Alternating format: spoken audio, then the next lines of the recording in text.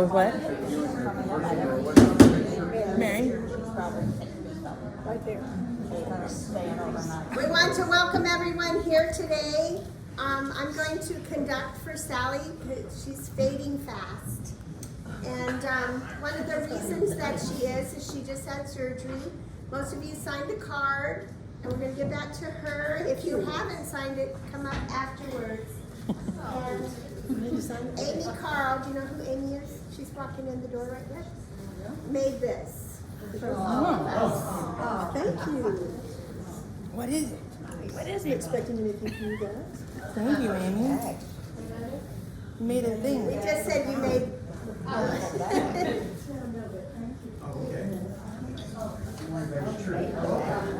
We want to thank Joan and Christy for decorating the table so cute and the refreshments. I love grape salad.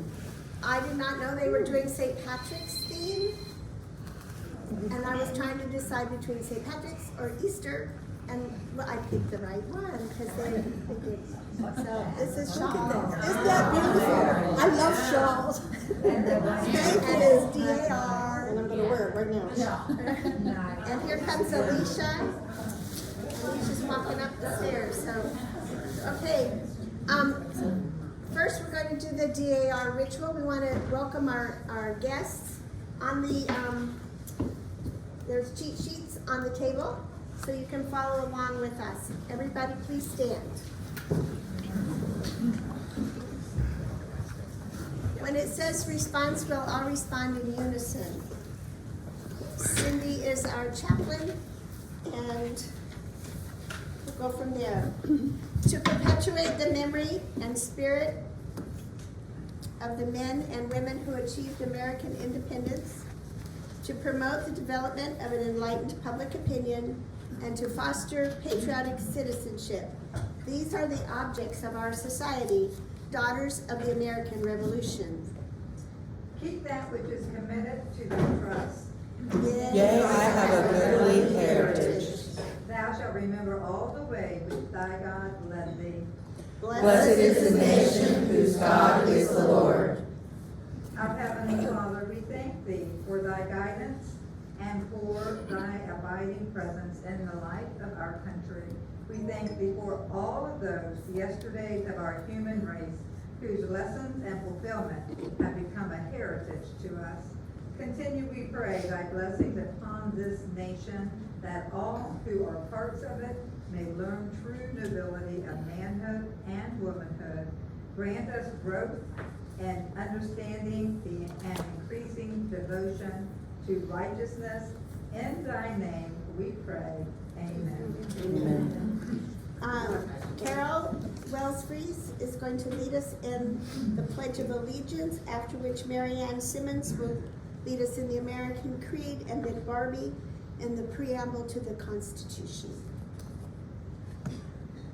Pledge allegiance to the flag of the United States of America and to the republic for which it stands, one nation, under God, indivisible, with liberty and justice for all.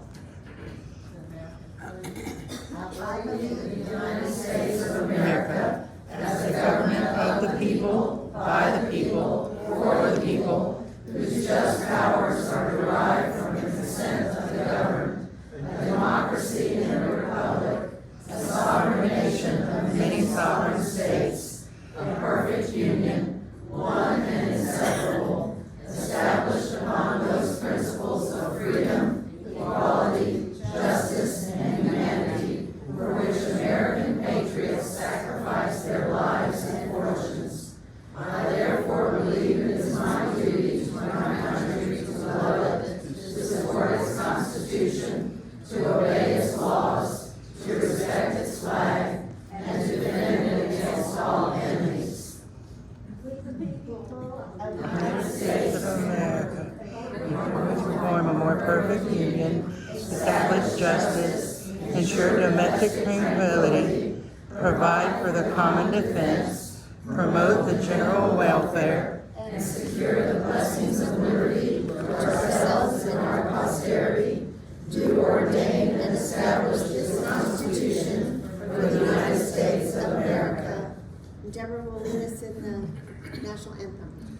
Oh, say, can you see by the dawn's early light what so proudly we hailed at the twilight's last gleaming, whose broad stripes and bright stars through the perilous fight o'er the ramparts we watched were so gallantly streaming, and the rocket's red glare, the bombs bursting in air, gave proof through the night that our flag was still there. Oh, say does that star-spangled banner yet wave o'er the land of the free and the home of the brave? You may be seated.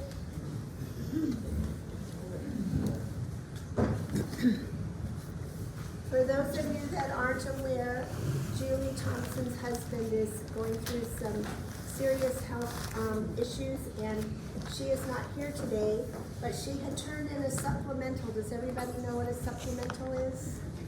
That wants to know? And it has been approved. It's taken forever for the supplementals to be approved.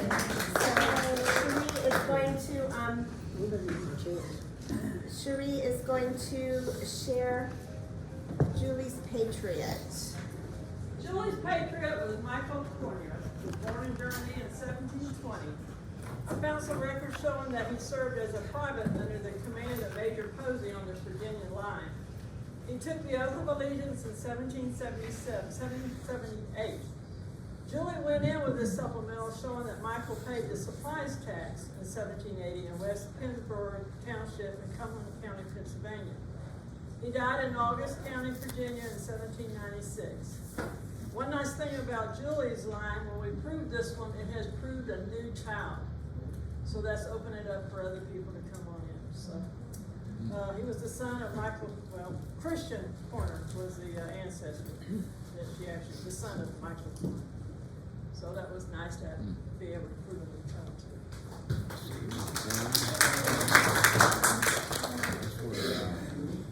How long did that take? 2 years? 2 years and almost 2.5 years. So ours should be getting there. I've got one that's in the oven right now.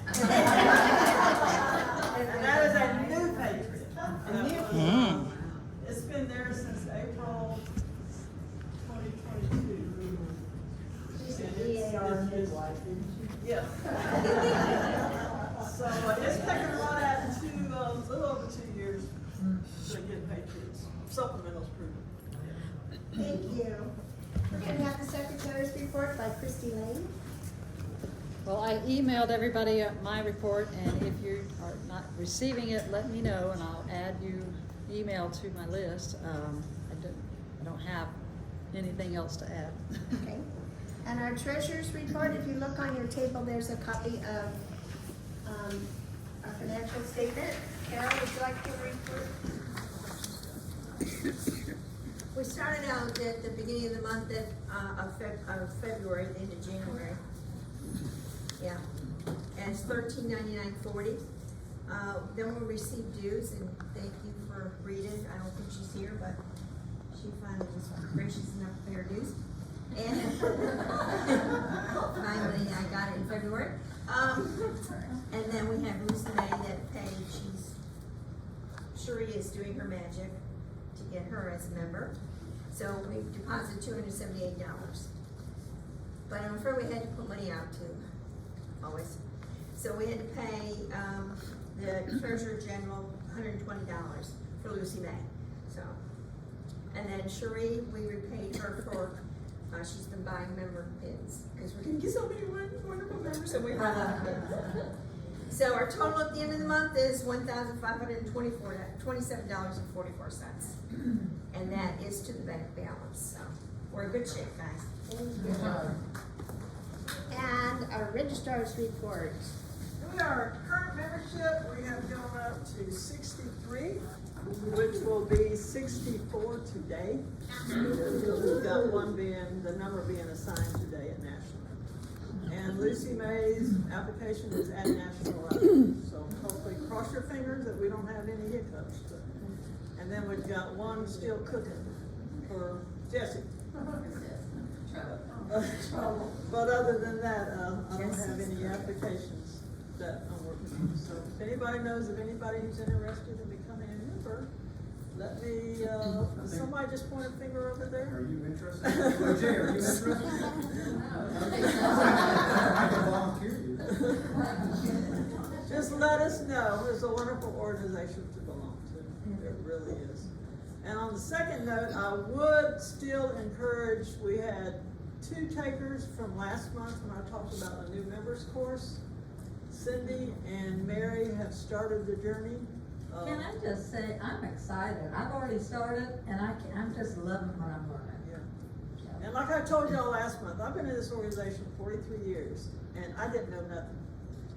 I mean, seriously, I am learning so much because I never bothered to take the time to go into each one of those little tabs and see what's there.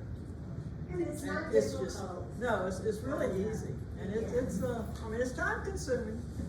So if you got some time on your hands, but it's really worth it. So I do still have some handouts on how to get into it if anybody's interested. One of those little classes you had to show how to do something. So one of mine was how to get on the DAR blog. So I've got the instructions on how to get on the DAR blog. And if you actually get in there and start taking the course, I have got a cheat sheet list already, so I got to just call me if you run into a problem. Especially when you get to the true false.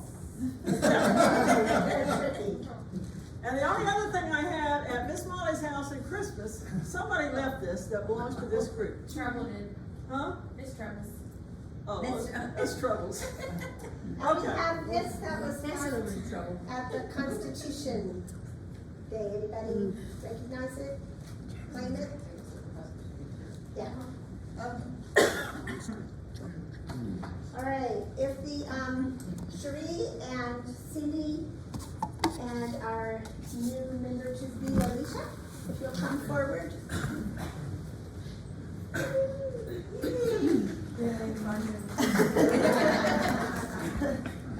Yeah, Alicia had to work for this. And the nice thing about Alicia, now that she's finally in, as soon as I get her paperwork that's being given the number today, you got 2 supplementals ready to go. Yep. Yeah. Well, I want to introduce Alicia, Carol, Did you forget who I was? Freeze, Trunk, our newest member. The chaplain will now give her the oath of membership in the National Society of Daughters of the American Revolution. Okay. All right, so please raise your right hand and respond in the affirmation to the following questions. Do you promise faithful loyalty to the bylaws of the National Society Daughters of the American Revolution, the Florida State Society Daughters of the American Revolution, and William Bartram Chapter, God being your helper? You just say, I do. I do. Do you promise faithfully to uphold the Constitution of the United States of America, God being your helper? I do. And do you promise that at all times you will promote the objectives of the National Society to the best of your ability, God being your helper? I do. May we pray? Our Heavenly Father, so we all pray? You can put your hand. Okay. Our Heavenly Father, we lift our hearts in prayer, grateful for the blessings of liberty and for the privilege of membership in the National Society Daughters of the American Revolution. We thank thee for these new members who are willing to give their time, thought, and talent and service to the National Society. May their service be pleasing to them and to thee.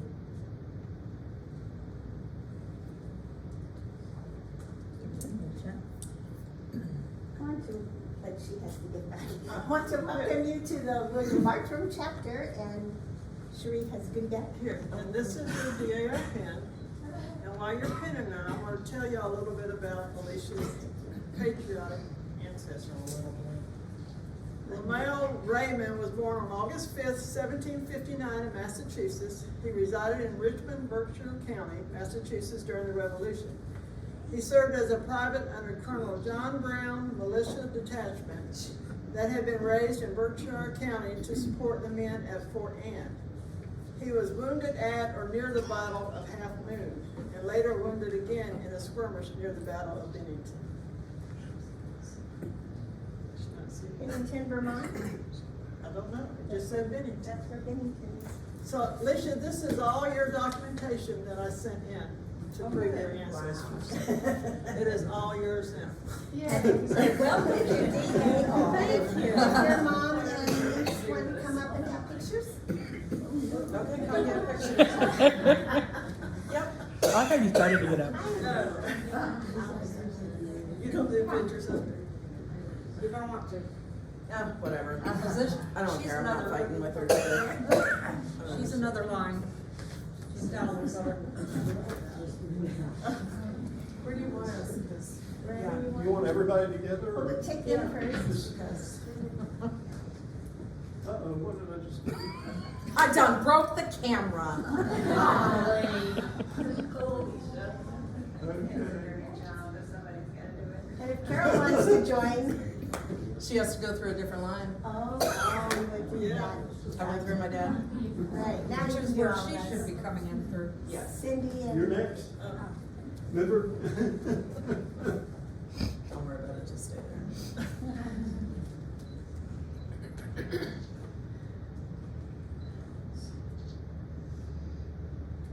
okay, Are we thank good? you. Okay.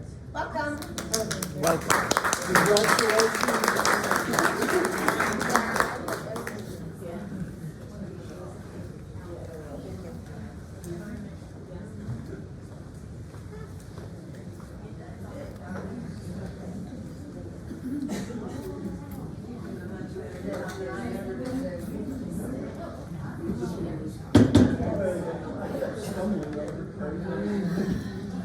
We have a few items of unfinished business.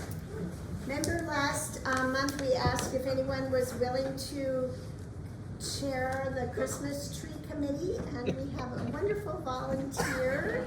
She even volunteered, she wasn't voluntold. Suzanne Golding, and she's gonna give our report.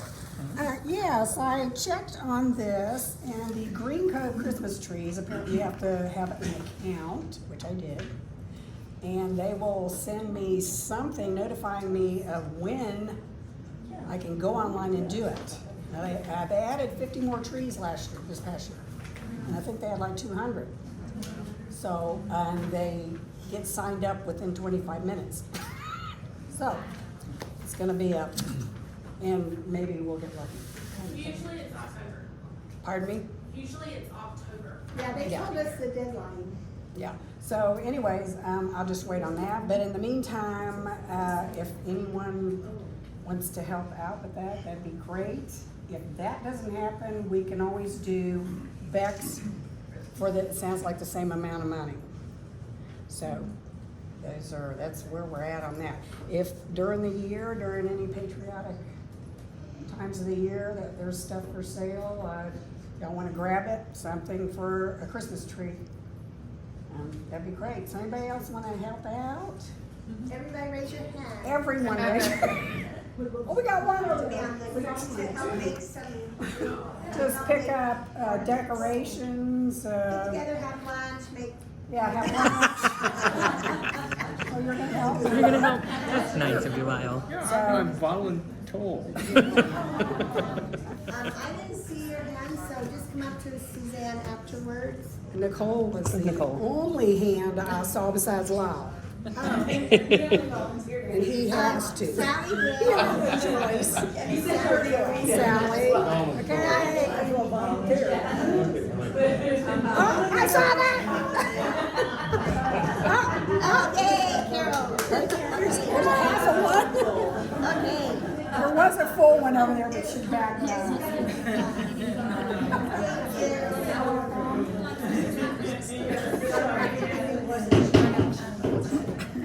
I love that y'all love each other.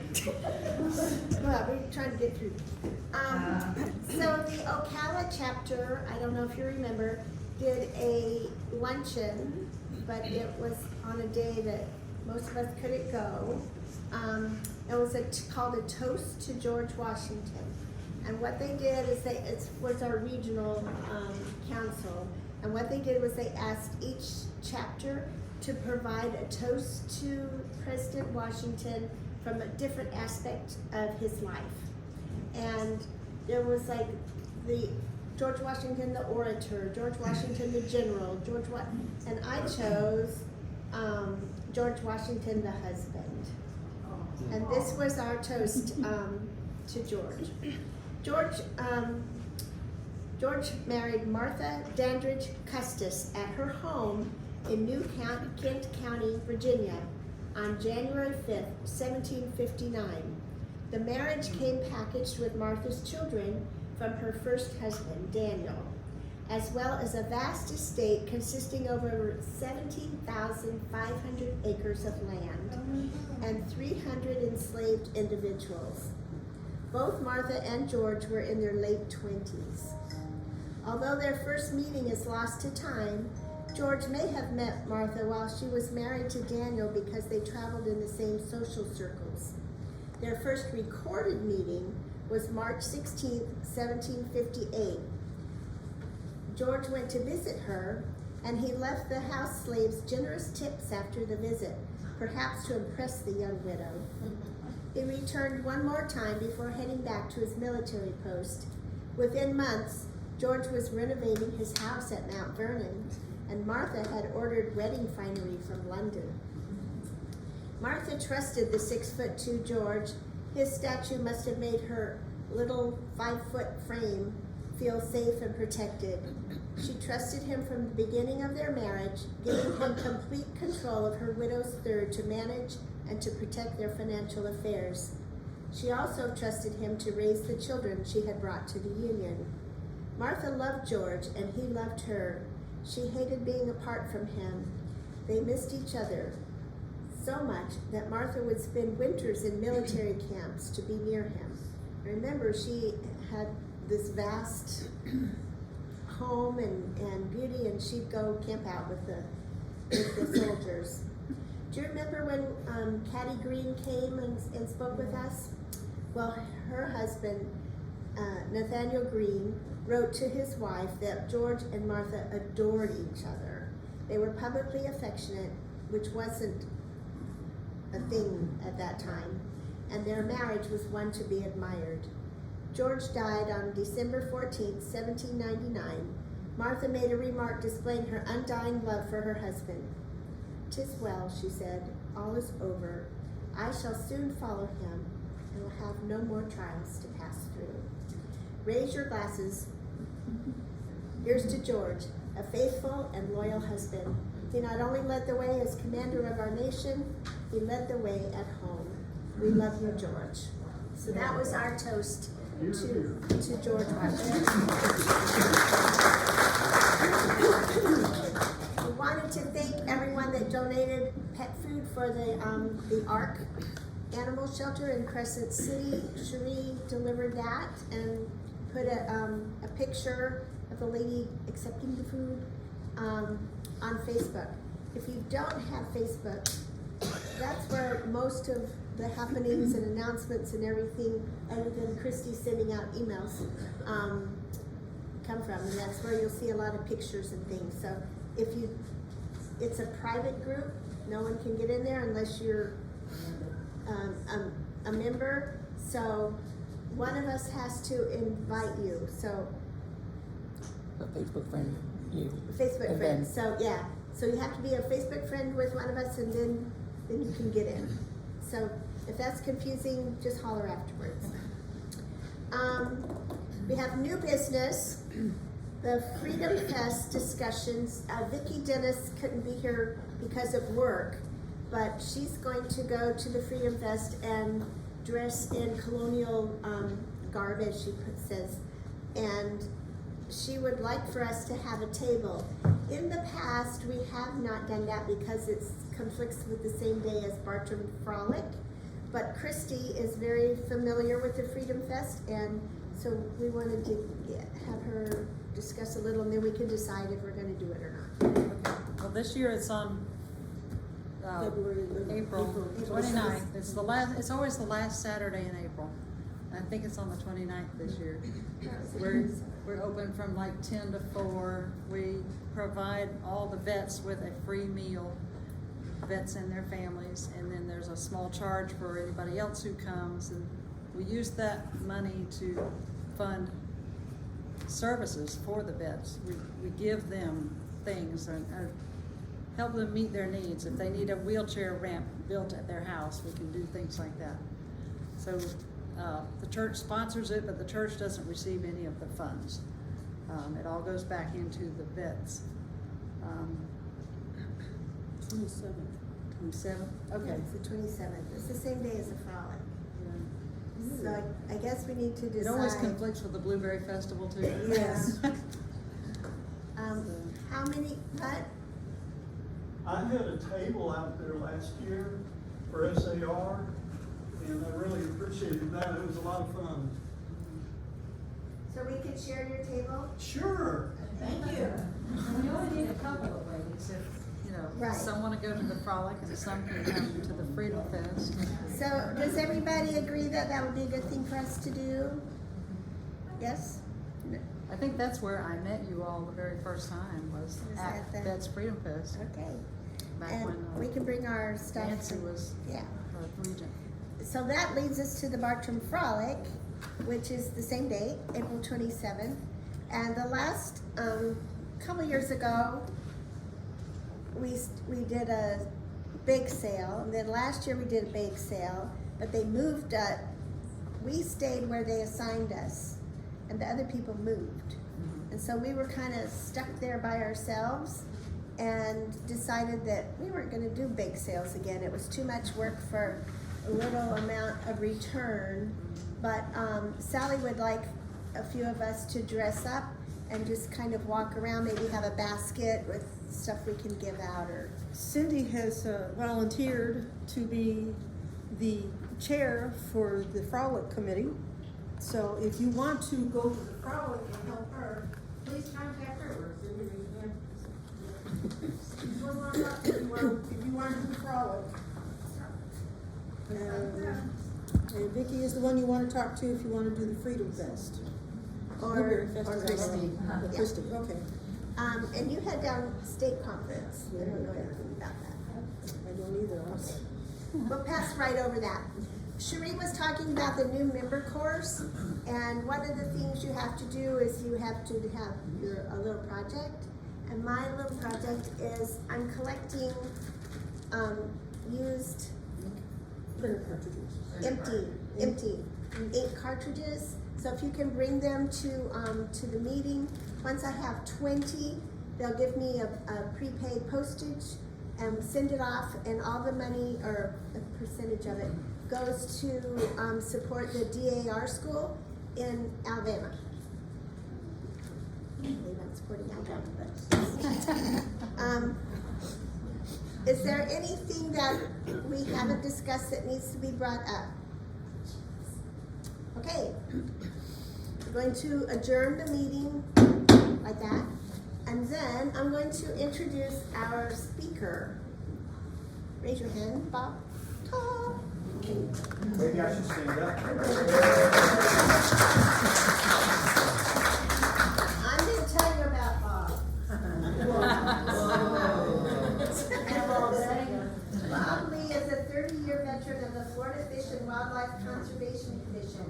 He spent over 3 decades as a water patrol officer on the St. Johns River and as a land patrol lieutenant in Putnam, St. Johns, and Flagler counties. He's the author of 2 books, Backcountry Lawman and Bad Guys, Bullets, and Boat Chases. More recently, he's taken an interest in the American Revolutionary War and the Civil War. He's a member of the Fruitland Peninsula Historical Society, Gosherie, and the Museum of Southern History in Jacksonville. He has a Bachelor of Arts degree in Criminal Justice from the University of South Florida. Today he's going to talk to us and tell us about the Battle of Kings Mountain. And do you want me to read that a little bit, or just that'll be part of it? No. Okay. So we'll turn the time over now to Bob Lee. Thank you. And Cherie, maybe we can get the lights kind of dim a little bit. That'd be wonderful. They're way up the back.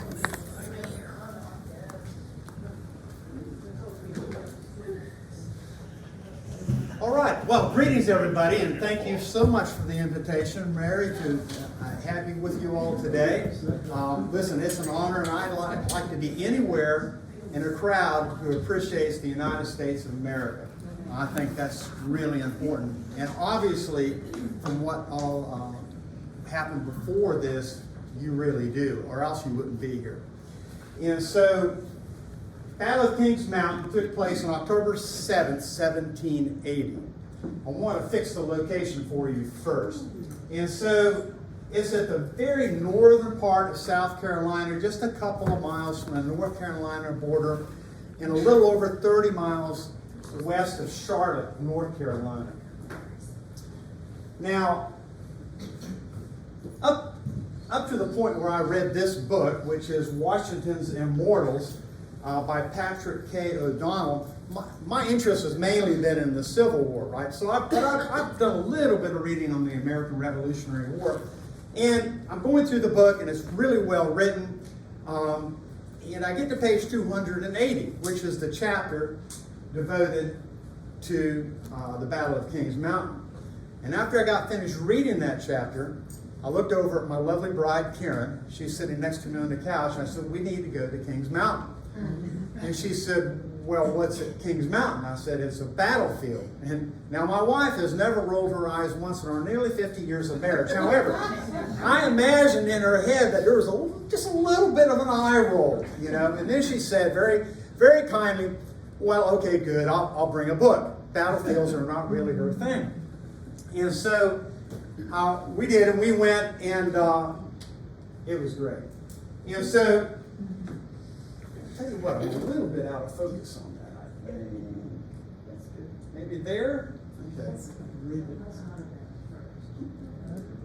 Maybe I should just leave it alone? Yes. Okay, so by the 1780, the American Revolutionary War has come to a stalemate in the North. Washington and his troops, they're against the British, not going anywhere.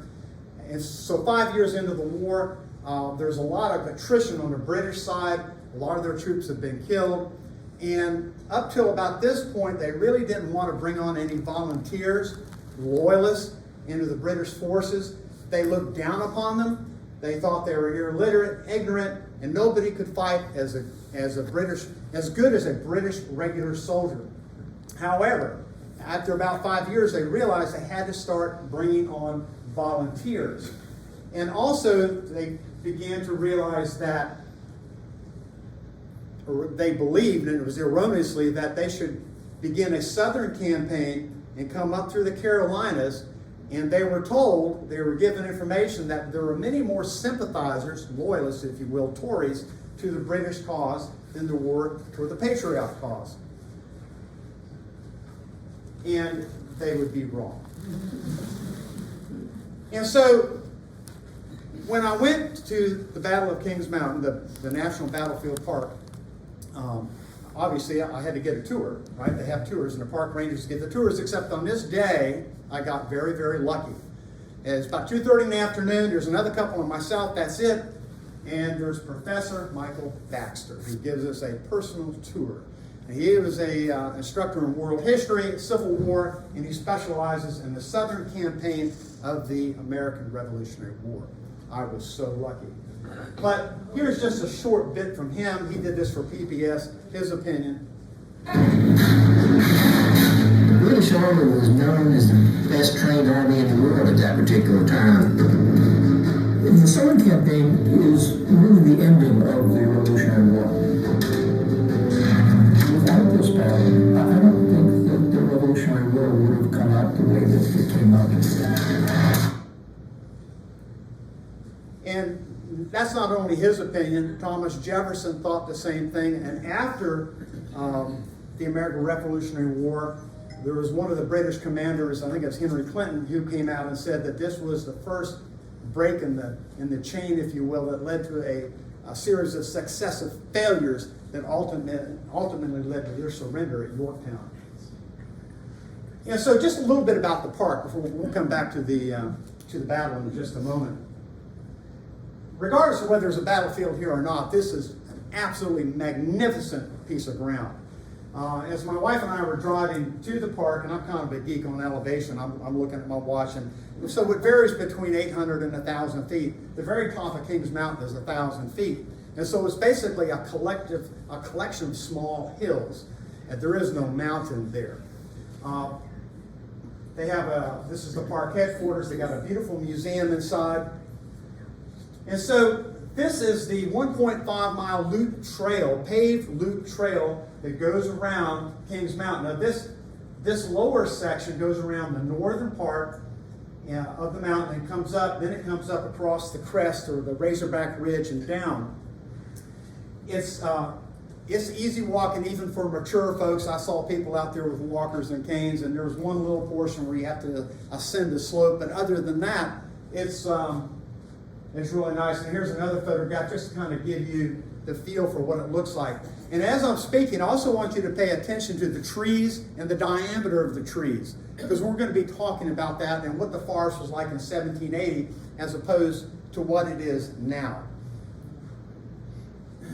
And so, to begin the Southern campaign, Cornwallis, Lord Cornwallis, General Cornwallis, he comes in with a fleet of ships to Charleston. They begin a siege in the spring of 1780. Eventually, 5,000 Continental regulars surrendered. It was devastating. Very depressing times for the Patriots. Of course, this emboldened Cornwallis.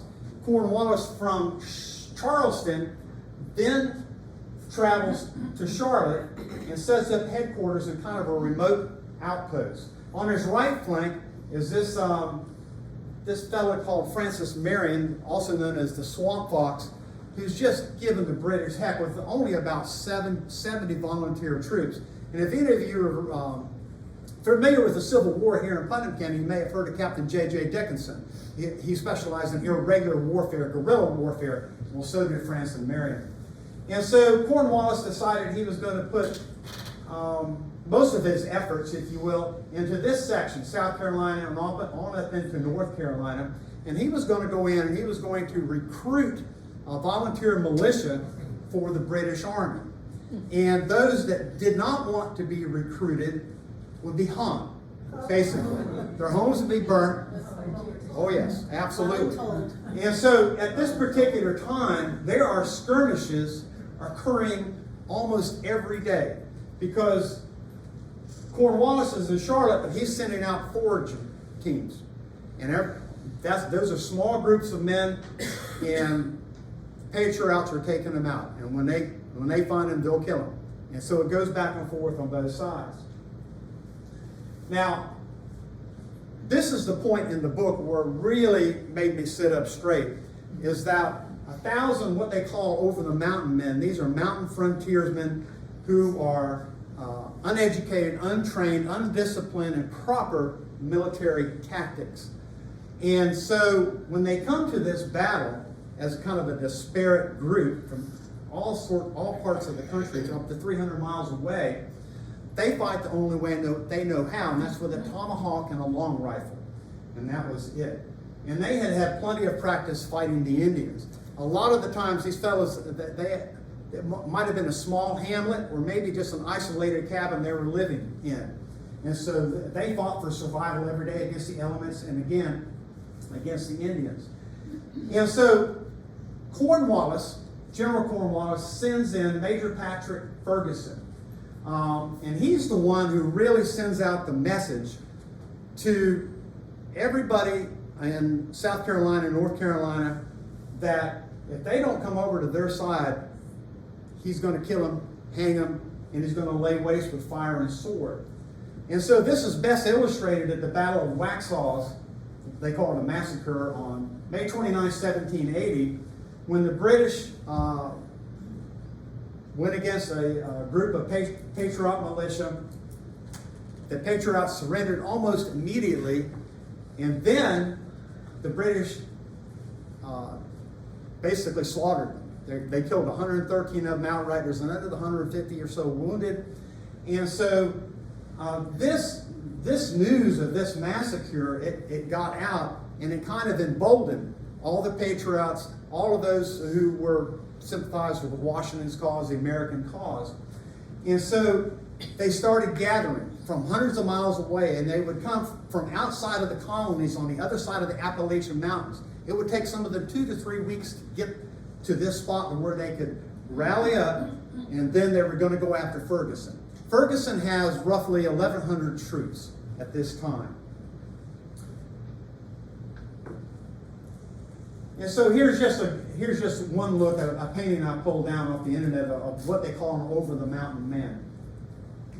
Okay, the over-the-mountain men were labeled such because they came from the Carolina backcountry, the Appalachians. They were originally reluctant to pick up arms for the American cause. That was until Major Ferguson threatened to cleanse the country of all patriots.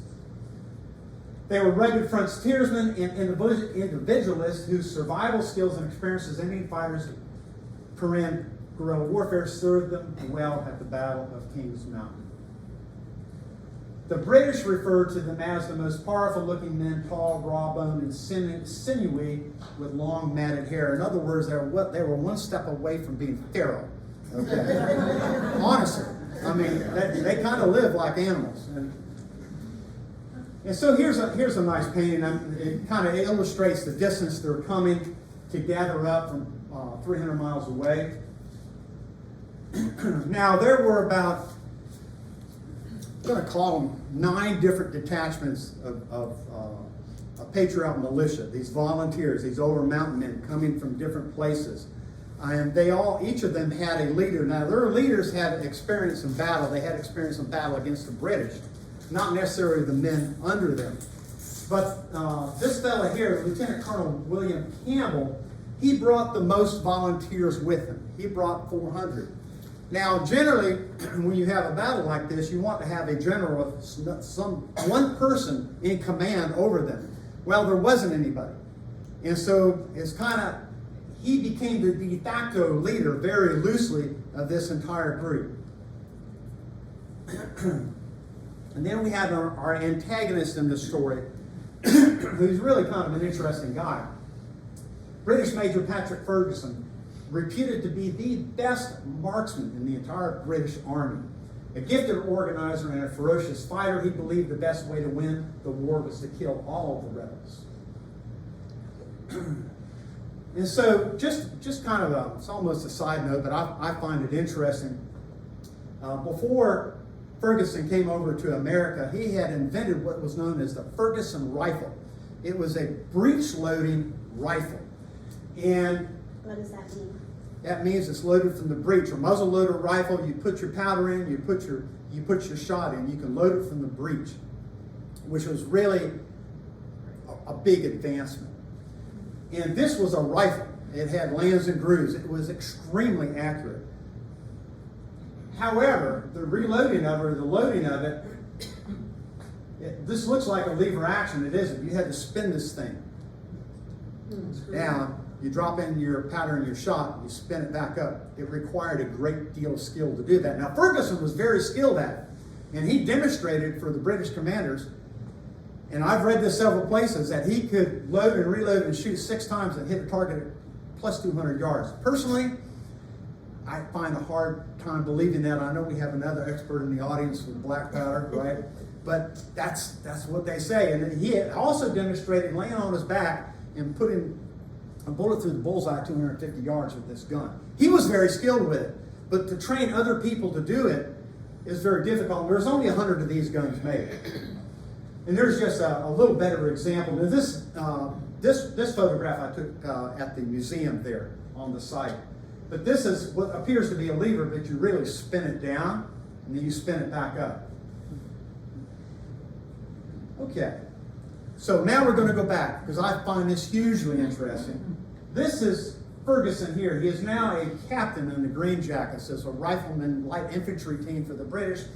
And they are at the Battle of Brandywine, which takes place on September 11th, 1777. At this time, my understanding is that Ferguson did have his rifle with him, that style of rifle, and he had 6 other people with him. And they were kind of separate from the battle. And across the field or through the woods or a glade comes this rider, very elegantly dressed. Take a guess. Correct. And so, We didn't all hear her. okay, George Washington. She would be correct. But Ferguson did not know this at the time. He just knew it was an officer. However, he had his back to Ferguson. Now, Ferguson was raised on the Scottish moors, shooting grouse and so forth, and he would never shoot a bird on the ground. It had to be on the wing. So, and Ferguson would later say, he didn't use the word sporting, but we would today. It just wasn't good sport to shoot him in the back. And he says he could have drilled him 6 times, no problem. And plus the men with him. And I think they called out to him to halt, but he just kind of galloped off. And so later, about 3 days later, Ferguson is shot through the elbow. His right elbow is shattered.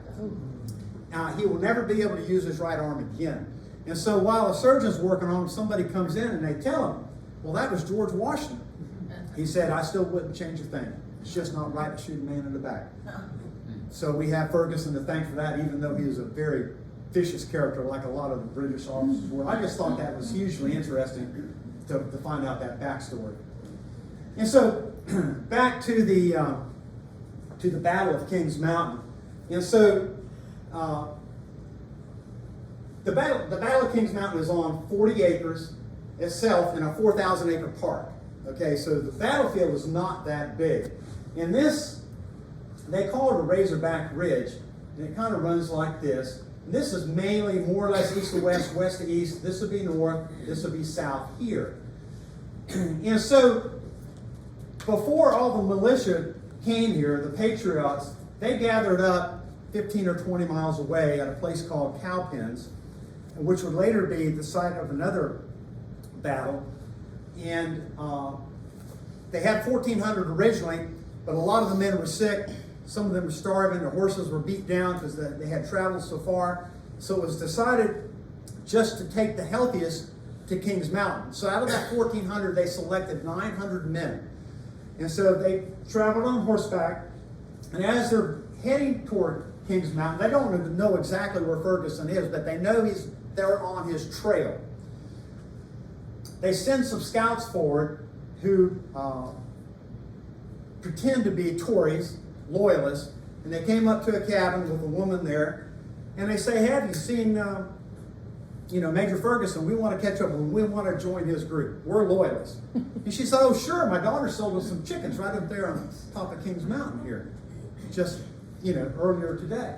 So now they've got him placed where his location is, and some of the men in this group of the patriots already were very familiar with Kings Mountain. They had hunted there, they knew the layout, and so now they have a plan, and they slip in prior to the battle. For 2 days prior, it rained, which was of a real benefit because it made the leaves soft and mushy.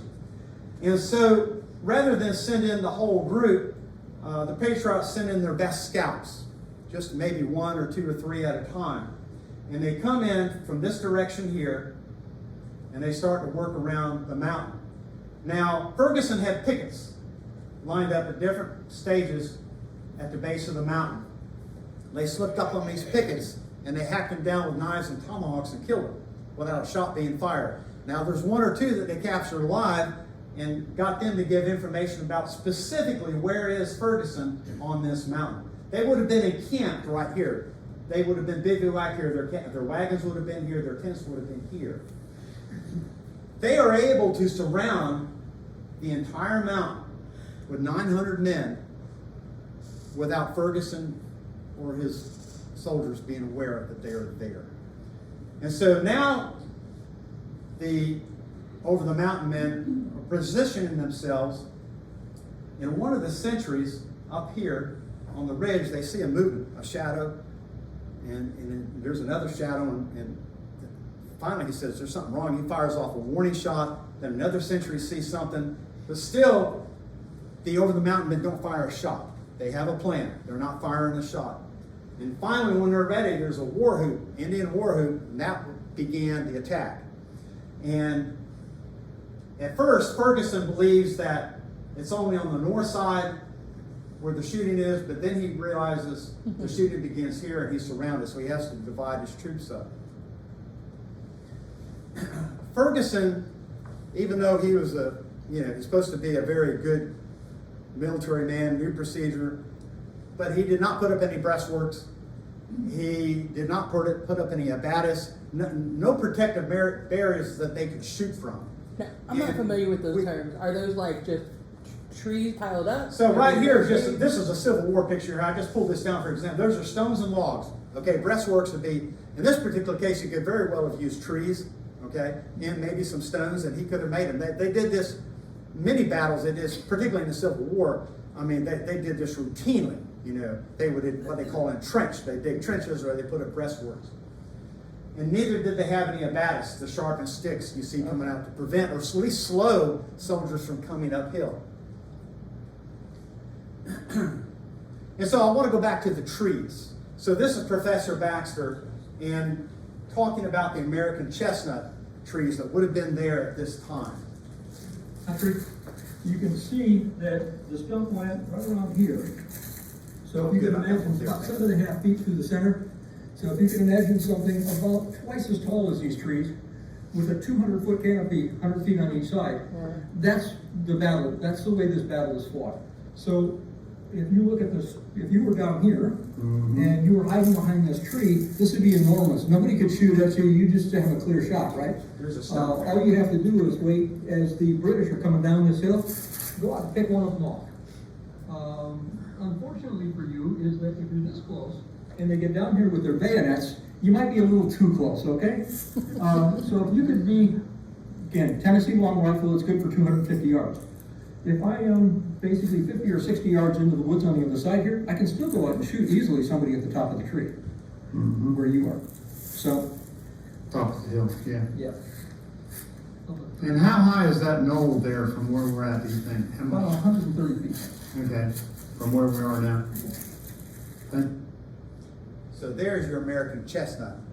Do you see the difference? How those trees are today, where we're diameter maybe like this, as opposed to 8 or 9 feet. Yeah. So exactly. So yeah. So there is There is a man standing right here to give you kind of a concept or contrast, if you will, to the size of these trees. And it would be very dark and shady, very little second story undergrowth.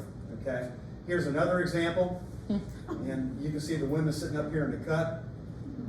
And so finally, here's another example, and you can see here there's a little understory here, a little second story undergrowth here. It's made, obviously there's sticks and limbs, but you don't see any other growth coming up.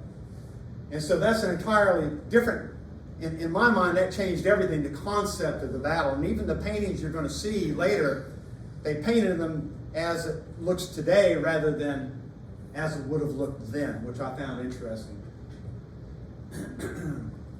Just a little short bit about, I didn't know I was going to be doing a PowerPoint when I went there. I would have had a lot more stuff, but these are some bits and pieces I took. He's talking about the ammo and the gunpowder.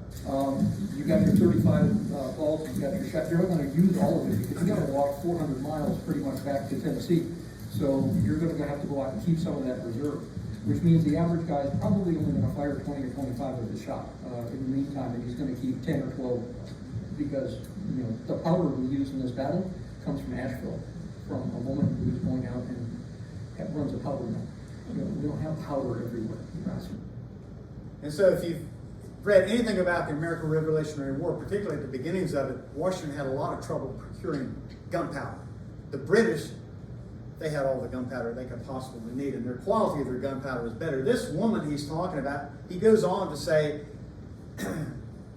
there's a method she made this gunpowder by using horse manure somehow, and it was an arduous process.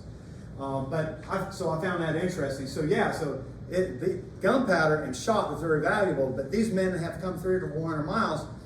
They don't have any food with them to speak of. They've already killed their cattle back at the rendezvous point, and so they've got to kill whatever they're going to eat on that 2 or 3 weeks it takes them to get back home. So they can't use up all of their shot. So here's a series of paintings of the battle. So this depicts Ferguson here. Ferguson wears a red checkered shirt. Basically, he's fighting in a tablecloth, if you will. All right, and you'll notice his left hand is up, his right hand is here. Maybe there's some sort of a sling on it. I'm not sure. And he uses a silver whistle to direct his troops and the bayonet charges. Of course, they're British, they have to do a bayonet charge. And the other thing is, the British troops do not have rifles. They have what's called Brown Bess muskets. A fairly inaccurate weapon, only for short range. They are not rifled. And when they use the bayonet, if I understand it right, they plug it into the barrel itself. So obviously they can't shoot it if they plug it into the barrel. Their guns are heavier, the Ferguson's men, and the over the mountain men, their guns are lightweight, good rifles, good accuracy, but they cannot be used as clubs, or otherwise they break. Now, Ferguson initiates 3 bayonet charges. He toots his whistle, and the men charge down the slope of the hill over the mountain men. By the time they got to where you saw the loop road, where you saw the professor talking on the loop road, that would be the base. By that time, like he said, these mountain men have melted into the forest. They're not going to stand for a bayonet charge. This is not something they're used to. They are not stupid. Okay? However, if the British or the volunteer militia, if they chase them too deep into the woods, they risk being encircled. So they can't do it. They may go a few yards, then they have to run back up the hill. And then the mountain men come right back out again, and they start popping away at it. And then he toots his whistle, and down they go. And this happens 3 times. Now, I would imagine that they're getting pretty tired by now of going up and down that hill. And so finally, there is a gradual advancement. Now, you do see here in this painting, there appears to be a lot of redcoats. There wouldn't have been. These men here would have been dressed similarly to these men here. And and also I mentioned that there were 12 African Americans fighting here. You can see one right here. One of them, there was only 3 I think they have any information on. One of them was a freedman. One of them was working to be freed if he successfully fought in this battle and lived. The third one was a servant/slave of Colonel Campbell.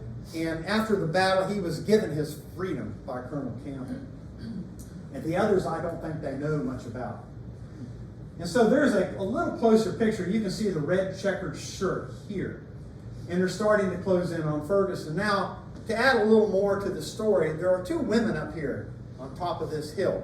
They called them cooks. I think they were mistresses of Ferguson's. Both of them happen to be conveniently named Virginia. So that way at night, if he's laying down next to them, he whispers sweet nothings, he can't get it wrong. He's going to say Virginia. It's true. So one of them, for whatever reason, is also wearing a red checkered shirt, and she doesn't make it. The other Virginia Sal, I think is her last name, S-A-L, she decides that things are kind of looking grim, and that she cuts loose 2 Patriot prisoners they had captured up on the hill, and she takes them to the lines of the mountain men, and she releases them, or they accept the prisoners and they release her, but not before she tells them exactly where Ferguson is on that hill. Okay? Let me see where I'm at here. So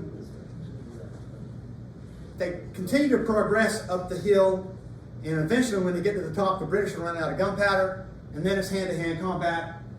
There's bayonets, knives, teeth, fists, and basically the British are slaughtered.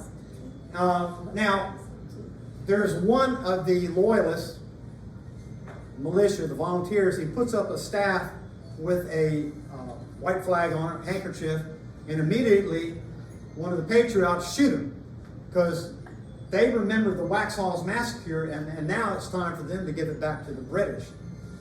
2 more men under Ferguson raise staffs with white flags, and Ferguson comes by with his left arm with a blade, and he cuts them off. He doesn't want to surrender yet. So this is inside the museum, and it's just, you can see here the red illustrates where the British would have been, and the blue, of course, you can see how they are surrounded by the, we'll call them the Over Mountain men. And they eventually end up coming up here and pushing them here, and this is where it ends.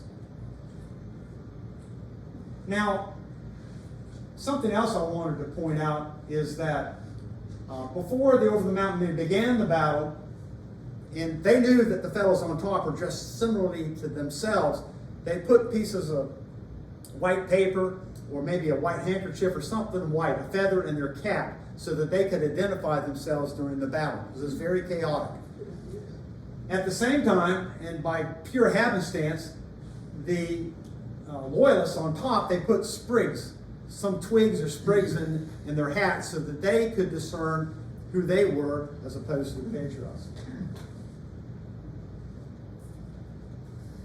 So just a little bit from Professor Baxter about another colonel who led a 350-man detachment to the Battle of Kings Mountain.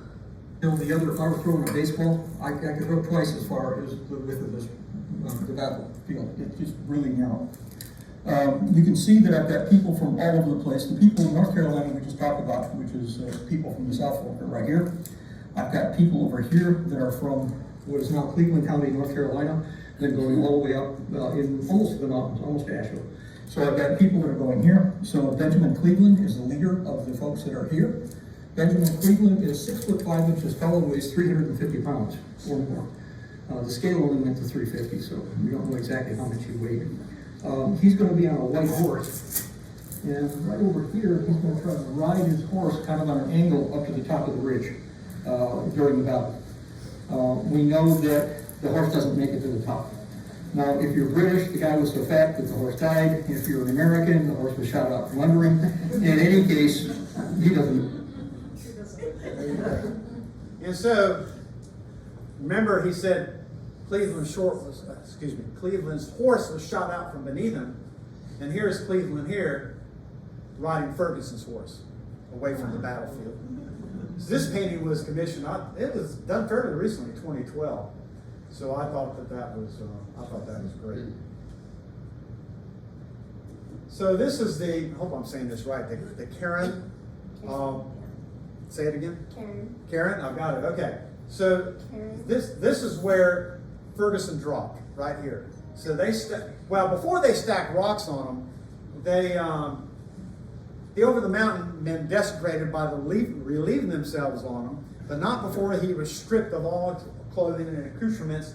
And of course, everything that the loyalists had left on top of the mountain, that was taken also, because these guys don't have much, and they've got a long way to get back home. Now, according to the professor, they took a ground-penetrating radar here, and they did see one skeleton, but then there's another skeleton. And that's the 2nd Virginia that was shot up on top of the mountain. So, there you go. And so a year later, I'm just shortening everything up because there's a lot that happened in that year. But Lord Cornwallis surrenders at Yorktown, October 19, 1781. But the battles that happened after that went much more in the favor of the Patriots. Now they feel emboldened after the Battle of Kings Mountain. They've won. They have finally won a decisive battle. There were 280 of the Loyalists killed, another 160 wounded. As contrast with 28 of the Patriots that were killed. So that goes to show you the disparity. And of course, they captured all the remaining. they captured as prisoners the remaining loyalists, and as they were taking them away, they took them to a short distance away. 9 more were hung, thinking about the Waxhaws massacre before somebody stepped in and stopped them and said, no, we don't need to be doing this. And so now I want to kind of jump ahead a little bit and show you what's happened after the battle. And so this is the Centennial Monument. And when I did the tour with Professor Baxter, and it does look like it's kind of unfinished, particularly at the top, and he made the same comment. I don't know, it just doesn't seem, I don't know if I should say impressive. I don't want to denigrate it, but it just doesn't seem that way when you compare it to the U.S. monument dedicated October 7, 1909. White granite, 83 feet high. The obelisk roughly corresponds to the cardinal points of the compass. And on each side of the monument are bronze tablets that dedicate the monument to the patriotic victory at Kings Mountain, discuss the significance of the battle, list the American and British commanders, and the list of Americans killed in battle. And so this is just an example of the side where it has the killed and wounded of the patriots. Okay, so then come to the 150-year celebration. President Herbert Hoover, Christmas, Bob, decides he's going to come, and they're going to have this massive celebration. And I include this in my presentation to go to show you, out of all the battles in the American Revolutionary War, this is the one that President Hoover selected to come to and have this celebration of our country, out of all of them. So again, it helps to illustrate the importance of this particular battle in a time when they really needed a win. And there's just a photograph of him. Wow. There you go. Unfortunately, they had 75,000 people there. Unfortunately, they chopped all the trees down around the mountain to make room so everybody could see. Yes, that's why I like to talk about the trees. And there he is giving his presentation. And so, yeah, I know this is it's a little bit long, but it's worth it. This is a portion of the lead paragraph of Hoover's speech. I don't include anything else. He could have stopped here and it would have been great. Here, less than 1,000 men, inspired by the urge of freedom, defeated a superior force entrenched in this strategic position. This small band of patriots turned back a dangerous invasion well designed to separate and dismember the united colonies. It was a little army in a little battle, but it was of mighty portent. History has done scant justice to its significance, which rightly should place it beside Lexington and Bunker Hill, Trenton and Yorktown as one of the crucial engagements in our long struggle for independence. Well said, I thought.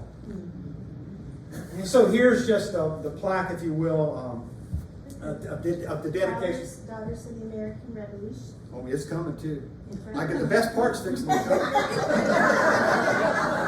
It's coming. I thought about who my audience is. Are you ready? Yeah.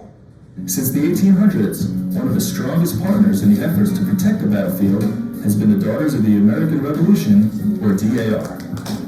In 1900, local chapters of the Daughters of the American Revolution acquired the land that encompasses the battlefield. In 1931, the group donated the land to the federal government, which established Kings Mountain National Military Park. The Park Service recognizes the DAR's assistance, and the DAR recognizes the importance of the National Park System to preserve these properties, because we could not do this on our own. We're small groups. It takes a lot of people to keep a 4,000-acre park in good shape. So we cheer them on and we help them out. We donate our time, money, and energy to draw attention to the work and to help educate the citizens about the importance of our history here.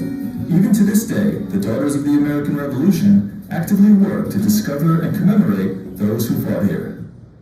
So it is no small thing to acquire 4,000 acres and dedicate it to the National Park System. And with that, I think you should give yourselves a big hand. Okay. So that wraps it up. You've been great fun and a good audience. Are there any questions? Or Yes. I'd just like to make a comment. I lived in Upper East Tennessee. Okay. And Tennessee is the volunteer state because of all the volunteers that went from Tennessee over the mountain to fight. Yeah, so you're familiar with this story then? Oh, Yeah. yeah. Have you been to Kings Mountain? No. Okay.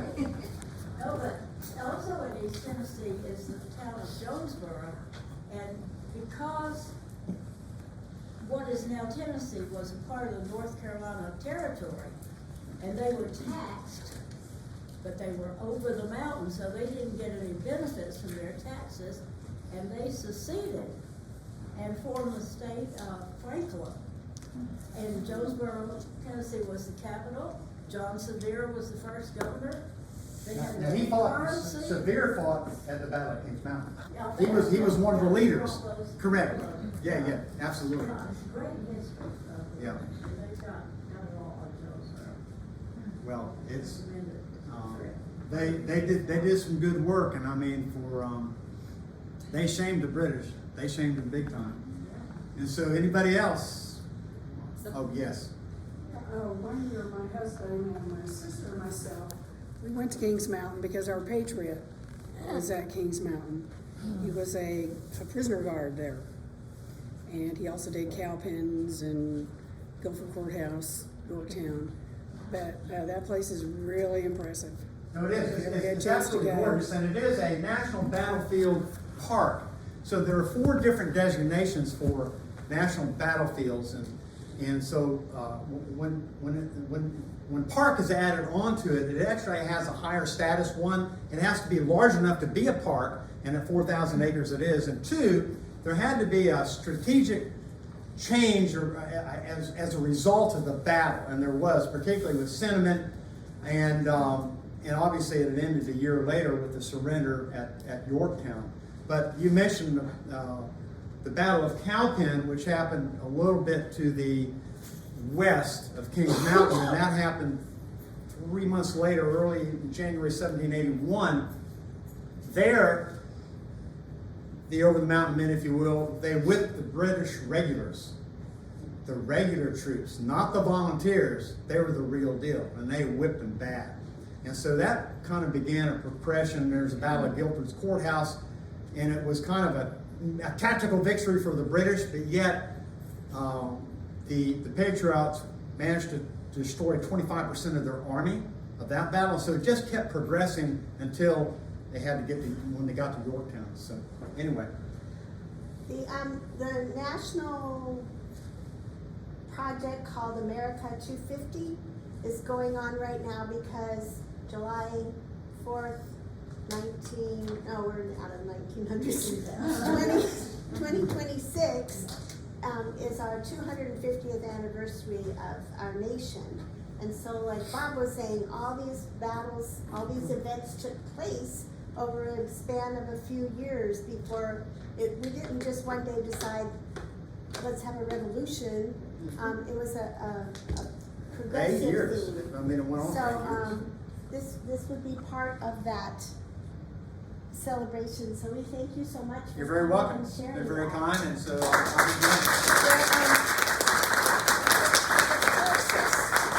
the closest we have a Fort King in Ocala that the DAR has sponsored, and there's a little visitors place there where you can go in and learn about that. Second Seminole War. Yeah, absolutely. So, they're great at preserving history. I forgot one thing very quickly. Mary Garcia.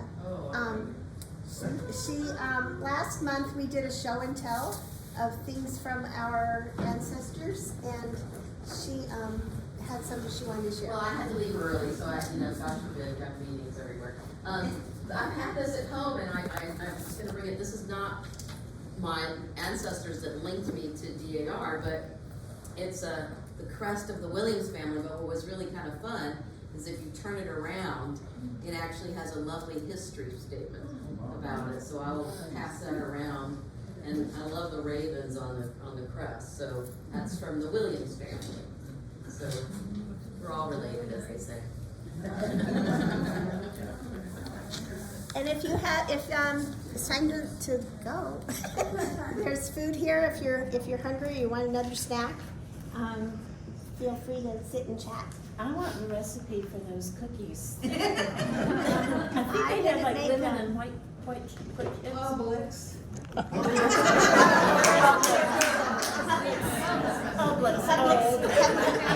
Publix recipe.